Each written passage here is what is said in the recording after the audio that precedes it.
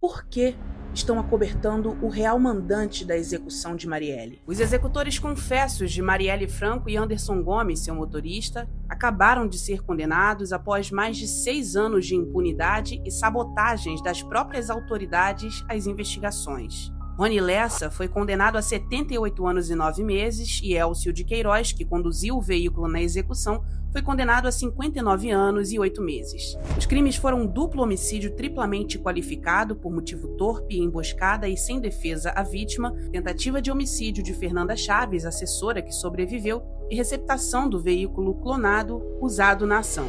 O julgamento, no entanto, transformado em um verdadeiro espetáculo, foi montado para saciar o desejo de justiça sem tê-lo ainda atendido. Elcio de Queiroz e Rony Lessa, executores confessos, obviamente cumpriram ordens.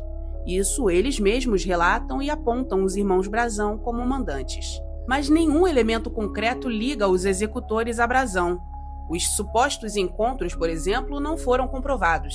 Nenhuma câmera, nenhuma informação de localização de celular, nada colocou os supostos mandantes delatados pelos executores nas cenas do crime ou de seus preparativos. Em março desse ano, a própria Polícia Federal que investiga a Brazão admitiu não ter provas. A única coisa que os Brazão têm é a delação, que, a julgar pelos delatores, paramilitares de extrema-direita sem escrúpulos, não guardam nenhuma credibilidade, embora a ficha corrida dos irmãos Brazão os credenciem a qualquer crime. Mas o fato é o fato. Executores, confessos, condenados, sem que se tenha algum caminho concreto dos mandantes. O show midiático de louvor à justiça, que tarda mas não falha, prepara o caminho para manter encoberto o real mandante. Pois sim, ele não é da família Brazão. Há muitas questões e pontos a se investigar que ligariam o senhor Jair Bolsonaro e outros golpistas aos executores e que ninguém sequer menciona. Por exemplo, por que Rivaldo Barbosa, um dos investigados por ser um facilitador do crime, foi indicado para a chefia da Polícia Civil no Rio de Janeiro em plena intervenção militar em 2018, um dia antes da execução de Marielle? Em que pese a inteligência da instituição ter contraindicado essa nomeação por não considerá-lo honrado ao cargo. O que motivou os generais, então responsáveis, Braga Neto e Richard Nunes, a tomar tal atitude?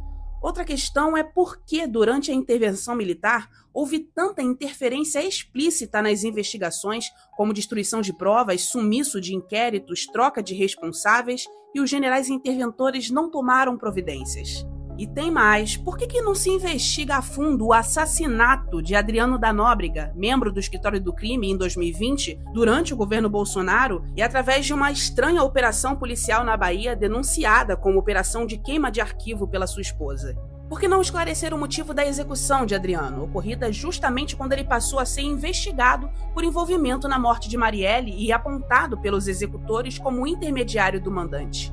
Porque ninguém menciona, por exemplo, que Adriano da Nóbrega, quando investigado, foi gravado em telefonema citando o homem da Casa de Vidro em referência ao Palácio da Alvorada e dizendo que se por ser amigo do presidente. Porque ninguém diz que os membros do escritório do crime procuraram, inclusive, segundo as gravações, uma interlocução com Bolsonaro quando Adriano estava sendo investigado. Será isso relevante para a investigação? Por que é que não se investiga as relações que Adriano da Nóbrega possuía com Flávio Bolsonaro, chegando a ter sua esposa e mãe empregadas no gabinete do filho de Bolsonaro? Por que ninguém diz que o próprio Bolsonaro chegou a visitar Adriano da Nóbrega quando ele foi preso entre 2004 e 2005? Por que, apesar desses escandalosos pontos de interseção entre Bolsonaro e o caso Marielle, ainda assim, o ministro do governo Luiz Inácio, Ricardo Lewandowski, considera o caso concluído? A quem todos eles estão querendo acoitar? Ou melhor, por quê? E por fim, mas não menos importante, por que não se retomou o depoimento do porteiro do condomínio Vivendas da Barra, segundo o qual no dia 14 de março de 2018, o dia da execução de Marielle, Elcio de Queiroz, o motorista na noite do crime, entrou no condomínio constando seu nome no livro de visitantes, tendo se dirigido à casa 58, cujo proprietário é Jair Bolsonaro. Ou seja, por que a investigação não apurou se Elcio de Queiroz foi à casa de Bolsonaro no dia do atentado, como afirmou o porteiro do condomínio?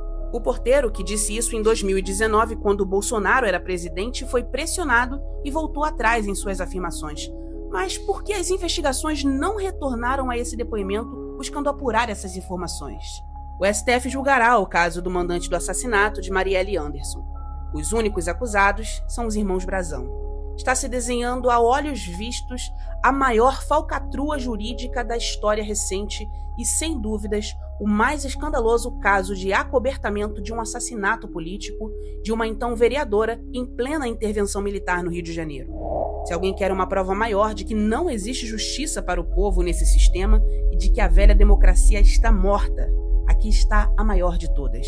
A questão que não quer calar já nem é mais quem mandou matar, porque os elementos para resolver essa questão estão bem na nossa frente. A questão é: por que estão acobertando o real mandante da execução de Marielle? Deixe sua opinião nos comentários, siga o jornal A Nova Democracia e apoie a imprensa popular e democrática.